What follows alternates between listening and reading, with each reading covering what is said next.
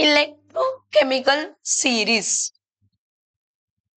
Last point आपल्या टॉपिकचा हा, आणि मग न्यूमेरिकल्स थोडे राहिले.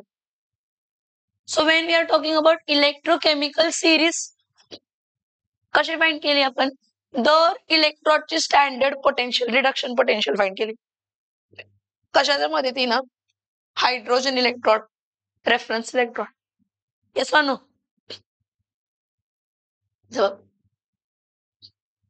याला म्हणतात ईएमएफ सिरीज. नाही, पाठबीट काय करायचं नाही, फक्त मी जे सांगते ते लक्षात ठेवायचं. ह्याला आपण कसली सिरीज म्हणतो? ह्याला आपण कसली सिरीज म्हणतो? EMF series. तर या ईएमएफ सिरीज मध्ये हे इलेक्ट्रॉड्स आहेत सगळे आपले. काय सगळे? इलेक्ट्रॉड्स.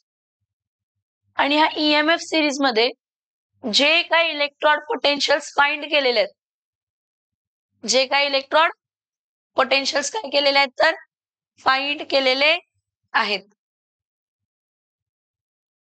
जे काही इलेक्ट्रॉड पोटेन्शियल्स काय केले? फाइंड केलेले आहेत.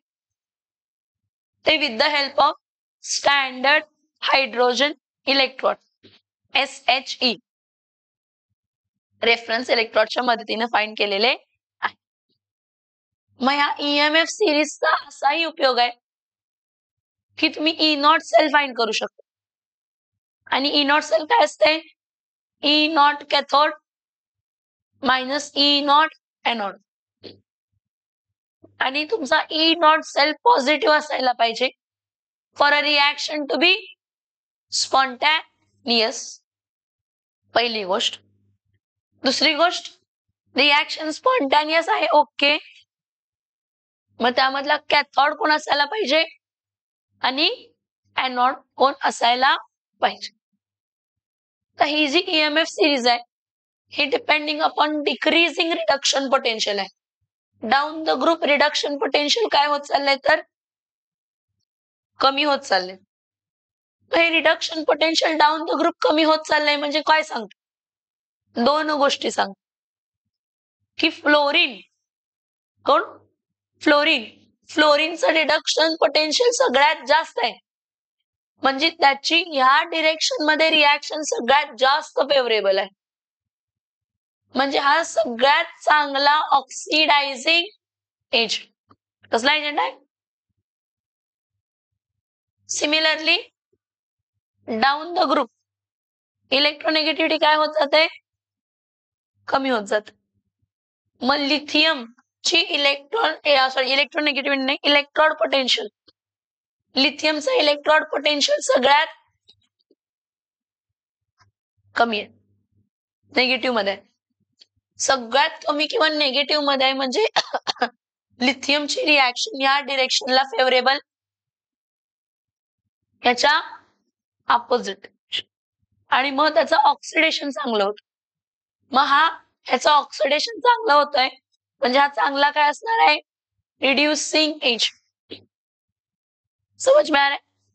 आणि या ईएमएफ सिरीज मध्ये मधी तुम्हाला हायड्रोजन ही दिसतो. काय दिसतो? काय दिसतो? हायड्रोजन. आणि या हायड्रोजनचं पोटेन्शियल किती आहे? या हायड्रोजनचं पोटेन्शियल किती आहे? 0.00 volt. And it is one of the reference electrode, SHE.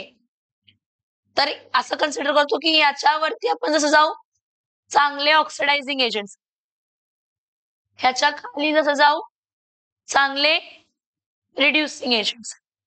बरं ठीक आहे. मी काय म्हटलं की मला जर एखादी रिएक्शन किंवा एखादी स्पॉन्टॅनियस रिएक्शन किंवा एखादा सेल बनवायचा आहे, गॅल्व्हॅनिक सेल, तर त्यासाठी माझा E0 सेल काय असायला पाहिजे? पॉझिटिव्ह. काय पॉझिटिव्ह असायला पाहिजे? So for E0 cell to be positive, E0 cathode minus काय असते तर E0 काय असते? Anode. E0 cathode minus E0 cathode minus. So आता कॅथोड मोठा असायला पाहिजे. मग ईएमएफ सिरीज मध्ये जर मी कॅथॉड मोठा म्हणजे ब्रोमीन जर कॅथॉड घेतला तर त्याचा खालचा कोणता पण मी काय म्हणून घेऊ शकते, एनोड. ईएमएफ सिरीज मध्ये कॅथॉड हा वरचा कोणता पण घ्या, असं काय नाही की जर मी झिंक कॅथॉड घेतला, काय घेतला, तर मी एनोड याच्या खालचा कोणता पण घेऊ शकतो. पण मी लिथियम कॅथॉड म्हणून कधीच घेऊ शकत, कारण त्याच्यापेक्षा कमी व्हॅल्यू. समझ में आ रहा है? For a reaction to be spontaneous, for a reaction to be, your E dot cell should be positive, and for your E dot cell should be positive, your E dot cathode's value should be greater than E dot anode's value. आ रहा है दिमाग में? Yes or no? So इथं बघा आता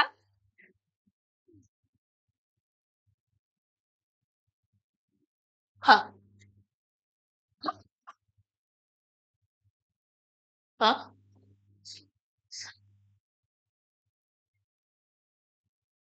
So the standard potential of number of electrodes have been determined using standard hydrogen electrode. These electrodes with their half reactions are arranged according to their decreasing standard potential.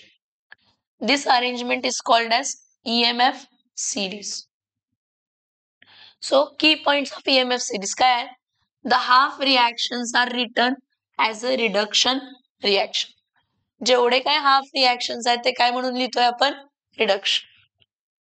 मग the oxidizing agents and the electrons appear on the left side of the half reaction, while the reducing agent are shown on the right side of the half reaction.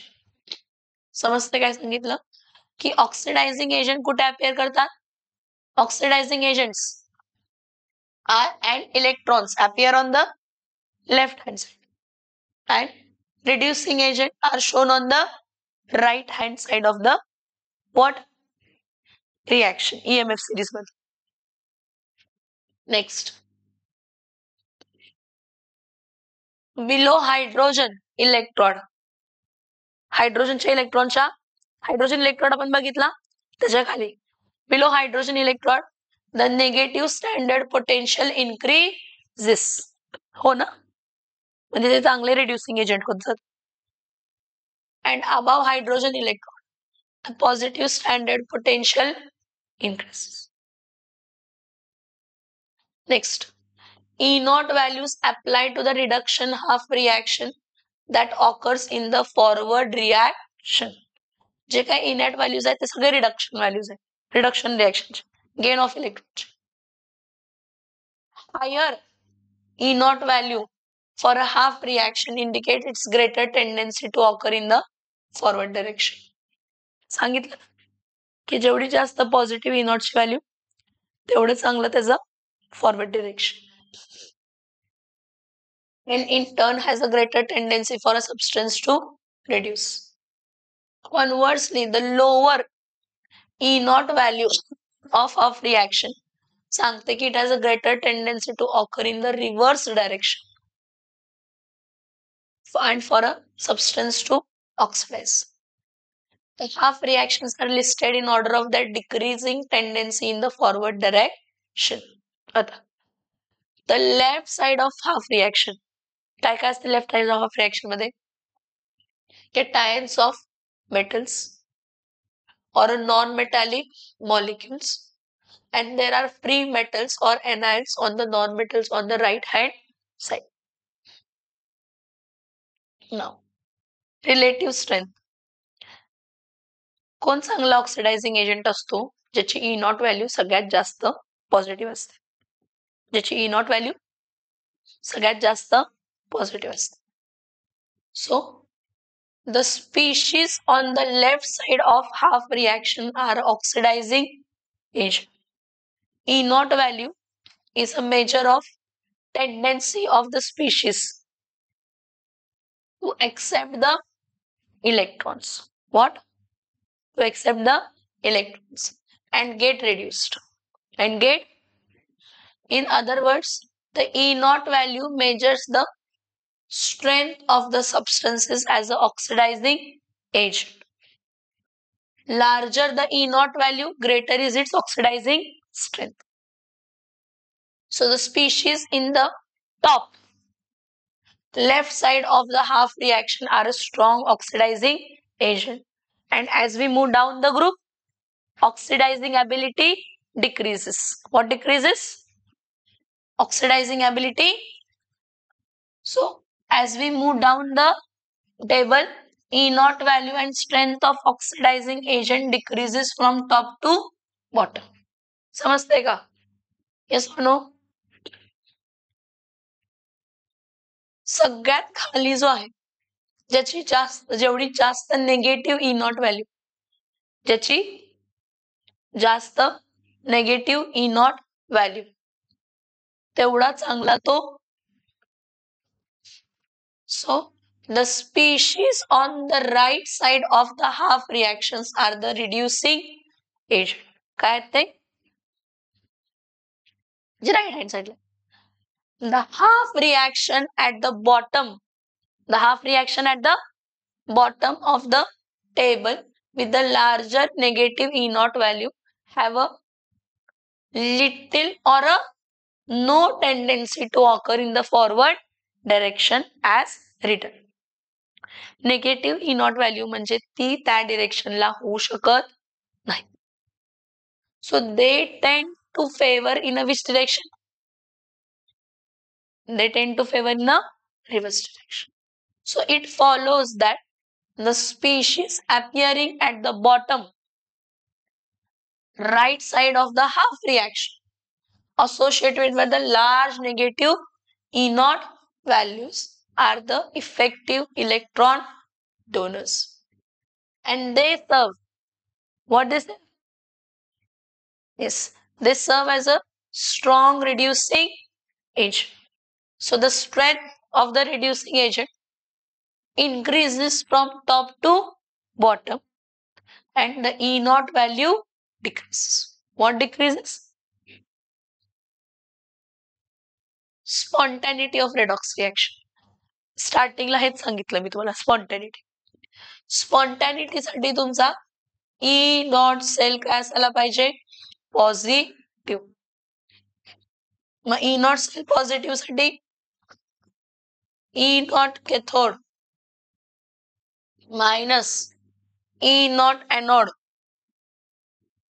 Difference positive. E not cathode minus E not anode काय असला पाहिजे? Positive. समजते का काय सांगते? Yes or no?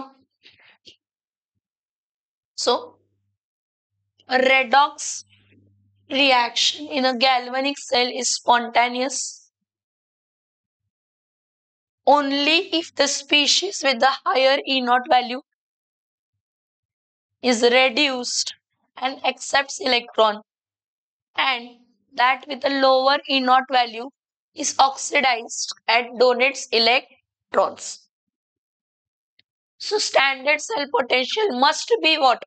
Standard potential must be positive. Must be positive. Your E naught cell must be positive. So standard cell potential must be positive for a cell reaction to be spontaneous under standard condition. So noteworthy, application of electromotive series is helpful in predicting what? Spontaneity of redox reaction. EMF series वर जो वरचा आहे तो cathode, जो खालचा आहे तो, जो वरचा आहे तो, जो खालचा आहे तो. So from the knowledge of what? Standard potential. Suppose we ask a question. At the standard condition, would Ag plus ion oxidize magnesium, metallic magnesium? तर आपण बघणार मॅग्नेशियमचं ऑक्सिडेशन होते, सिल्वरचं रिडक्शन होते, ओव्हरऑल सेल रिएक्शन. ठीक आहे, पण ह्याचा ई नॉट सेल बघायला लागणार मला. ह्याचा रिडक्शन पोटेन्शियल आणि ह्याचा रिडक्शन दोघांचं काय बघावं लागणार आहे? रिडक्शन पोटेन्शियल दोघांचं काय लागणार आहे. मग E0 mg किती आहे तर -2.37 व्होल्ट आणि E0 Ag किती आहे तर 0.8. So the cell having Mg as an anode and Ag as a cathode. E0 cell काय येत आहे positive. So silver can oxidize magnesium. Silver can oxidize कारण तुमचा E0 सेल काय येतोय positive. So EMF being positive, the cell reaction is spontaneous and thus Ag plus ion can oxidize metallic magnesium. Generals. An oxidizing agent can oxidize any reducing agent. एखादा oxidizing agent काय करू शकतो oxidise करू शकतो कोणत्याही reducing एजंटला that appears below it, that appears not above it, and cannot oxidize the reducing agent appearing above it in the EMF series. And reducing agent can reduce the oxidizing agent located above it in the EMF series. उलट fuel cell for आपण fuel cell बघितला last लेक्चरला. Power electrical vehicles incorporates the proton conducting plastic membrane. ठीक आहे, this are proton exchange membrane. ठीक आहे, हे सगळं थिअरिटिकल आहे. हे समजलं का सांगा मला. हे बघा हा जो फ्लो हे जे EMF सिरीज आहे हे depending upon decreasing reduction potential arrange केलंय. कसं अरेंज केलंय डिक्रीजिंग रिडक्शन पोटेन्शियल. सगळ्यात जास्त रिडक्शन पोटेन्शियल कोणाचा आहे फ्लोरीनचा. त्यामुळे fluorine is a strongest oxidising agent. Who is the strongest oxidizing agent? Who is the strongest oxidizing agent? जसं आपण डाऊन द ग्रुप जातो काय होतं down the group. Down the group E0 ची व्हॅल्यू कमी होत जाते. मग E0 ची व्हॅल्यू कमी होत जाते तर सगळ्यात वीकेस्ट ऑक्सिडायझिंग एजंट कोण आहे तर लिथियम. वीकेस्ट आहे म्हणजे उलट बरोबर आहे. म्हणजे हा स्ट्रॉंगेस्ट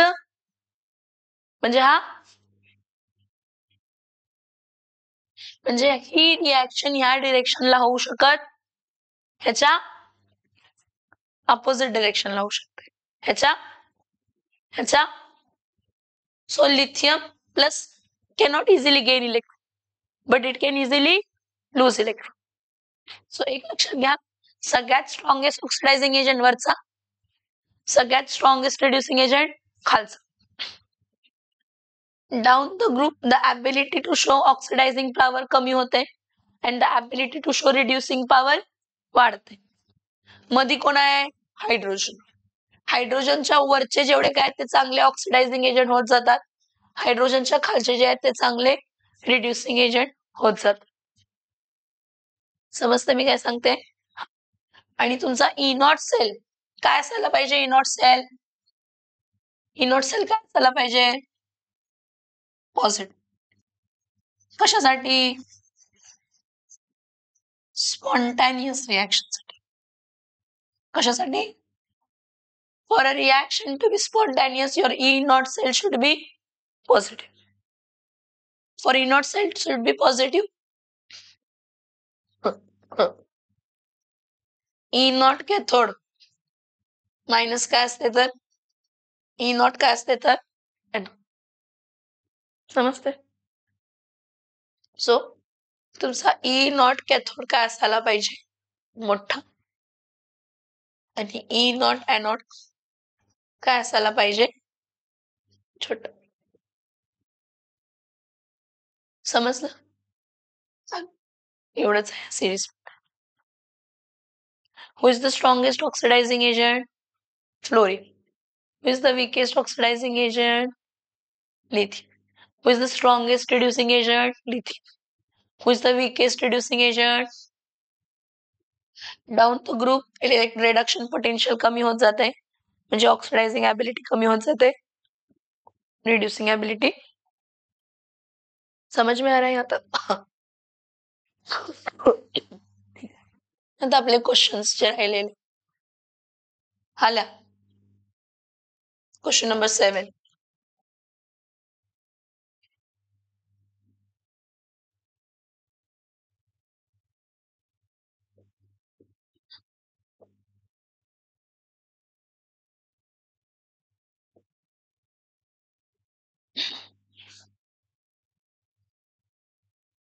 हे वेळानं का आला रे एवढे? कुठे गेलेला?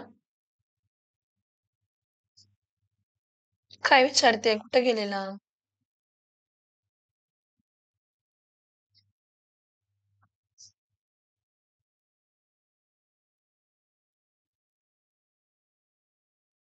का मॅथचं लेक्चर नव्हतं?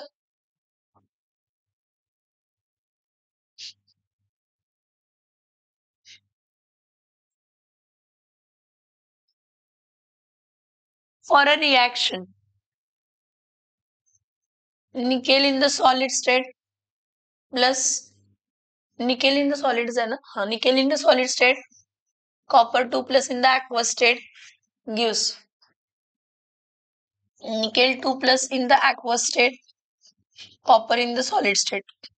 इथं निकेलचं ऑक्सिडेशन 0, इथं +2, इथं +2 आणि इथं 0. 0 to +2 काय झालं? इन्क्रीज इन ऑक्सिडेशन नंबर, म्हणून ह्याचं काय झालं तर ऑक्सिडेशन. +2 to 0 reduction. मग ज्याचं ऑक्सिडेशन होतंय ते कोण असतंय? एनोड. ज्याचं रिडक्शन असतंय ते कोण असतंय तर कॅथोड. काय असतंय? Cathode. So E not cell is equals to काय असणार आहे? E not cathode minus E not anode. दिलंय. डेल्टा जी नॉट विचारले. Delta G not is equals to काय असते तर मायनस NF ई नॉट काय असते तर सेल. एन किती असणार आहे? ऑक्सिडेशन नंबर कितीनं वाढला? 2. कमी पण किती झाला? 2. म्हणजे लॉस आणि गेन किती इलेक्ट्रॉनचे आहेत तर 2. So delta G not is equals to -2 into 96500 into 0.57. Find करा काय असेल ती व्हॅल्यू.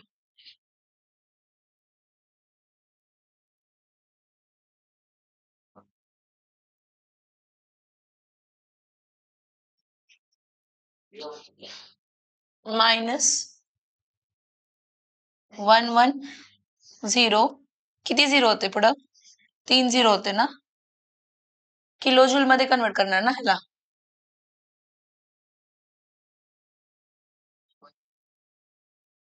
हे जूल मध्ये आलं का किलो जूल मध्ये आलं? तर किलो जूल आहे रे मॅडम. डायरेक्ट किलो जूल मध्ये आहे का?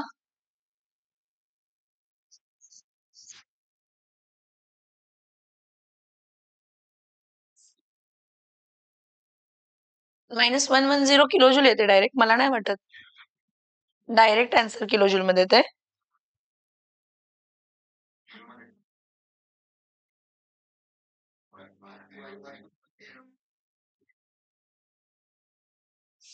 हा तेच की 11010 जूल मध्ये येणार.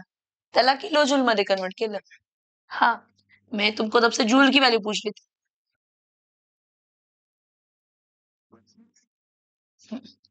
त्याला कन्वर्ट केलं किलो जूल मध्ये, डिवाइड बाय काय केलं तर 1000.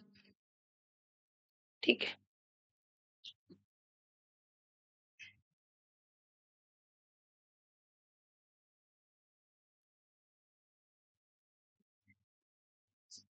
नाही, हे झालेलं.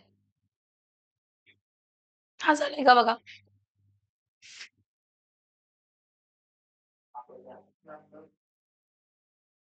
ह्याचा फॉर्म्युलेट द सेल. हा वाला फॉर्म्युलेट करा सेल.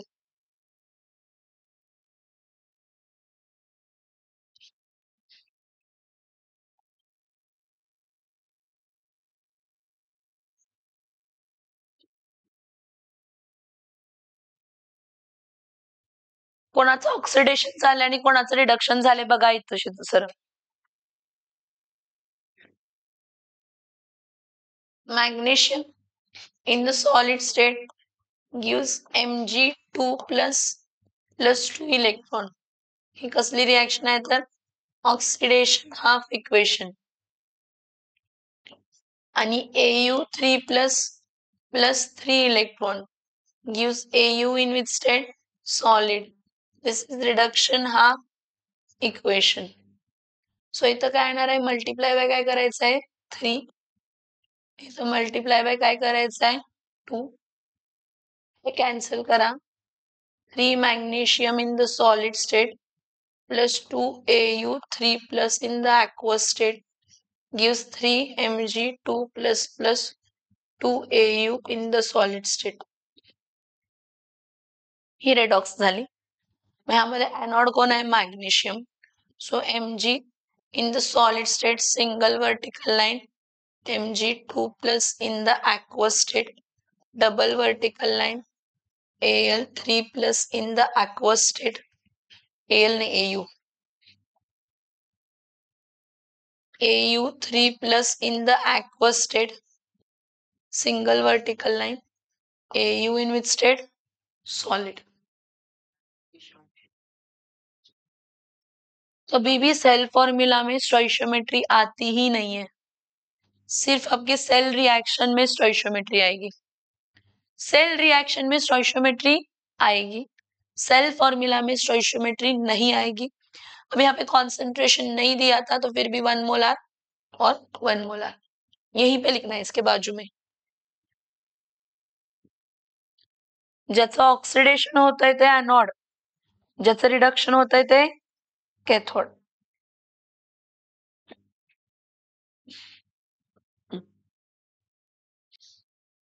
इथं बघा equilibrium constant for the reaction. Equilibrium constant for the reaction काय दिले इक्विलिब्रियम कॉन्स्टंटची value. Equilibrium constant for the reaction is 1.2 into 10 raised to 6. What is the standard electrode potential विचारले. हा बघा हा 2 कॉपर प्लस आहे. हा 2 कॉपर प्लस देताना copper 2 plus plus copper in which state देत आहे सॉलिड. सो याचं ऑक्सिडेशन स्टेट +1, याचं oxidation state +2. +1 to +2 increase in oxidation number झालं. हे copper in the solid state 0 +1 to 0 काय झालं decrease in oxidation number. Increase पण +1च आहे, डिक्रीज पण -1च आहे, म्हणजे N1 आहे तिथं. N काय आहे 1. इक्विलिब्रियम कॉन्स्टंट K ची व्हॅल्यू काय आहे K is equals to 1.2 into 10 raised to 6. 1.2 into 10 raised to 6.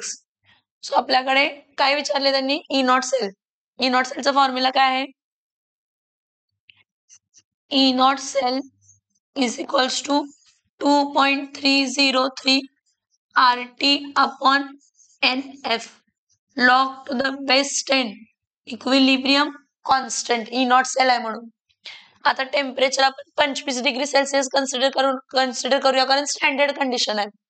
Standard कंडिशनला ही बघा ही व्हॅल्यू ही व्हॅल्यू ही व्हॅल्यू ही व्हॅल्यू किती होते 0.0592 upon N log to the base 10 काय येत आहे K. मग इथं काय येणार आहे 0.0592 अपॉन काय येणार आहे 1 log to the base 10 K ची व्हॅल्यू किती आहे 1.2 into 10 raised to 6. 1.2 into 10 raised to 6. 1.2 चा लॉग सांगा 0.12 चं 0 मध्ये लॉग सांगा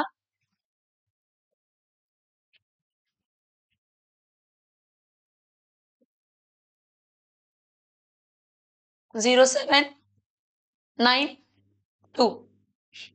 हे 1.2 चं 10 raised to 6 चं 6.0000 म्हणजे हा 6.0792.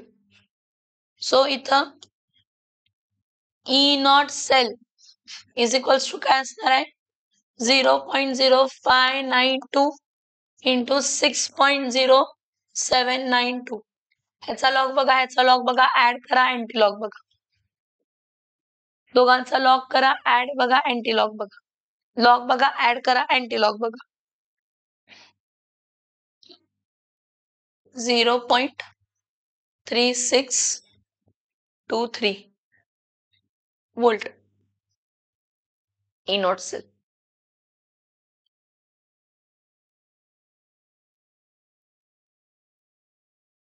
नेक्स्ट क्वेश्चन बघा. Identify the oxidising agent and arrange them in the order of the increasing strength under the standard state condition. The standard potentials are given in the parentheses. हे बघा, reduction oxidation potential म्हणजे oxidizing agent सगळ्यात चांगला कोण असणार आहे, ज्याची E not value सगळ्यात जास्त पॉझिटिव्ह असणार आहे. ज्याची ई नॉट व्हॅल्यू सगळ्यात जास्त काय असणार आहे, पॉझिटिव्ह. मग यामध्ये सगळ्यात जास्त पॉझिटिव्ह ई नॉट व्हॅल्यू कोणाची आहे, क्लोरीन. क्लोरीन 1.36. क्लोरीन नंतर नेक्स्ट कोणाची आहे, ब्रोमीन. ब्रोमीन नंतर नेक्स्ट कोणाची आहे, आयोडीन. आयोडीन नंतर नेक्स्ट कोणाची आहे,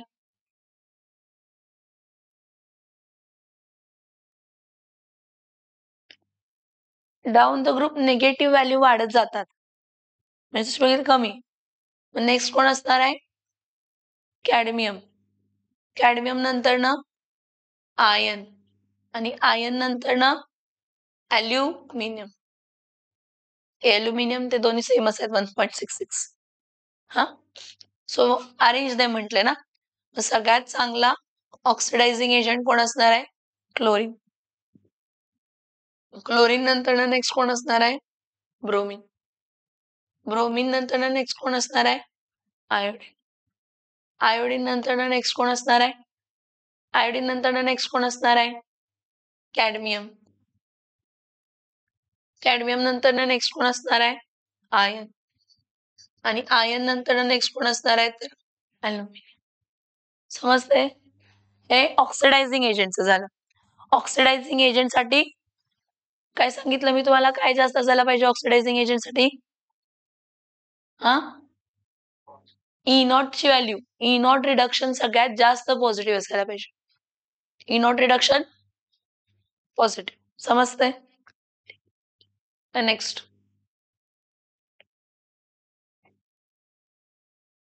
क्वेश्चन काय आहे पुढचा, which of the following species are reducing agent and arrange them. आता आयडेंटिफाय द ऑक्सिडायझिंग एजंट म्हटलेले आहे बघा. हे ऑक्सिडायझिंग एजंट जे पॉझिटिव्ह होते ते ऑक्सिडायझिंग एजंट्स आहेत. आयडेंटिफाय म्हटले ना ऑक्सिडायझिंग एजंट म्हणजे पॉझिटिव्ह मध्ये ते ऑक्सिडायझिंग एजंट आहेत आणि हे रिड्युसिंग एजंट आहेत सगळे मग निगेटिव्ह मधले व्हॅल्यू. आता नेक्स्ट याच्यामध्ये which of the following species are reducing agent and arrange them in the order of the. हा, मग रिड्युसिंग एजंट कोण असणार आहे, ज्याची ई नॉट व्हॅल्यू सगळ्यात जास्त निगेटिव्ह. ज्याची ई नॉट व्हॅल्यू सगळ्यात जास्त निगेटिव्ह. मग ई नॉट व्हॅल्यू सगळ्यात जास्त निगेटिव्ह कोणाची आहे बघा, पोटॅशियम. सगळ्यात चांगला रिड्युसिंग एजंट. पोटॅशियम नंतर कोण आहे निगेटिव्ह, मॅग्नेशियम. मॅग्नेशियम नंतर नेक्स्ट निगेटिव्ह कोण आहे, टिटॅनियम. टिटॅनियम नंतर नेक्स्ट कोण आहे तर निकेल. हे हे जे चार आहेत ह्याची निगेटिव्ह ई नॉट व्हॅल्यू आहे, मग हे चांगले रिड्युसिंग एजंट आहेत. बाकीचे पण रिड्युसिंग एजंट म्हणून ऍक्ट करू शकतात, पण ऑर्डर जर बघितली तर सगळ्यात जास्त पोटॅशियम. पोटॅशियम नंतर मॅग्नेशियम. मॅग्नेशियम नंतर टिटॅनियम. टिटॅनियम नंतर निकेल. टिटॅनियम नंतर निकेल. समजते मी काय सांगितलं, yes or no. Predict whether the following reaction would occur spontaneously under standard condition. एक काम करा, कॅल्शियमचा इलेक्ट्रॉड पोटेन्शियल सांगा मला आणि कॅडमियमचा इलेक्ट्रॉड पोटेन्शियल सांगा, मग मी तुम्हाला सांगते काय करायचं.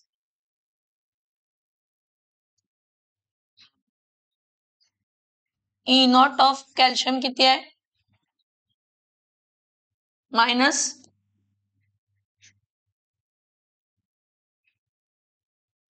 E not of calcium is minus 2.86 आणि कॅडमियम -0.403. इथं बघा कॅल्शियमचं ऑक्सिडेशन होतंय म्हणजे ॲनोड. कॅल्शियमचं ऑक्सिडेशन होतंय म्हणजे काय आहे? ॲनोड. आणि कॅडमियमचं रिडक्शन होतंय कॅथोड. मग आपण काय म्हटलं? स्पॉन्टॅनियस रिॲक्शन होण्यासाठी E not cathode should be greater than E not anode. आहे का ई नॉट कॅथोड? ग्रेटर आहे. ही -0.403 आहे आणि ही -2.86 आहे. सो याचा जर ई नॉट सेल आपण काढला, काय काढला? E not cell. So E not cell is equals to काय असणार आहे? ई नॉट कॅथोड मायनस काय असणार आहे तर ई नॉट ॲनोड. मग कॅथोडची व्हॅल्यू किती आहे? -0.403 minus of E not anode किती आहे? -2.86. So -0.403 minus minus become plus. So find करा व्हॅल्यू.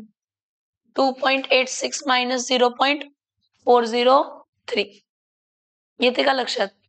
Yes or no? मग रिॲक्शन काय असणार आहे? स्पॉन्टॅनियस. इथं बघा हा ब्रोमीन आहे -1 to 0 ऑक्सिडेशन होतंय आणि SN2+ आहे +2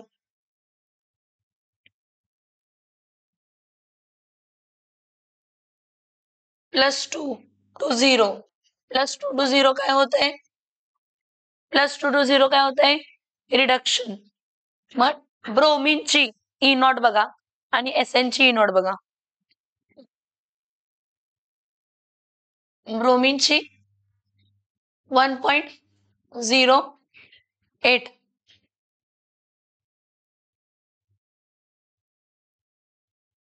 ब्रोमीनची 1.08 आणि SN3ची 0.15. हे बघा ज्याचं ऑक्सिडेशन होतंय ते ॲनोड. मग ब्रोमीन काय आहे? ॲनोड. ब्रोमीन ॲनोड आणि SN काय असणार आहे? कॅथोड. व्हॅल्यू काय येणार आहे? स्पॉन्टॅनियस असणार आहे का? कोणाचं ऑक्सिडेशन होते कोणाचं रिडक्शन होते फाइंड करायचं.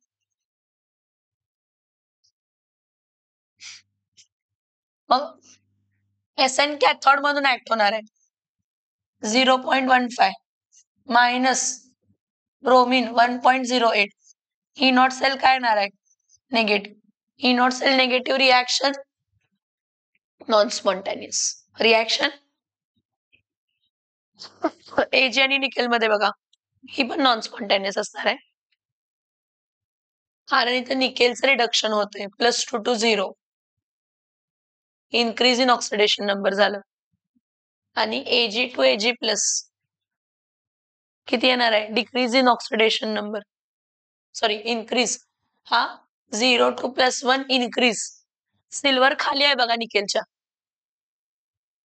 सॉरी सिल्वर वरती आहे निकेलच्या. उलट सिल्वर वरती आहे निकेलच्या. म्हणजे निकेलची ई नॉट व्हॅल्यू काय आहे? नेगेटिव्ह आणि ई नॉट सिल्वर काय आहे? पॉझिटिव्ह. सबस्ट्रॅक्ट केलं तर आन्सर काय येणार आहे? मायनस. मायनस रिॲक्शन काय असणार आहे? Non spontaneous. काय असणार आहे रिॲक्शन? समजलं? ठीक आहे. पुढचं क्वेश्चन लिहून घ्या. मी देते ते क्वेश्चन लिहून घ्या आणि तुम्ही सॉल्व्ह करायचं.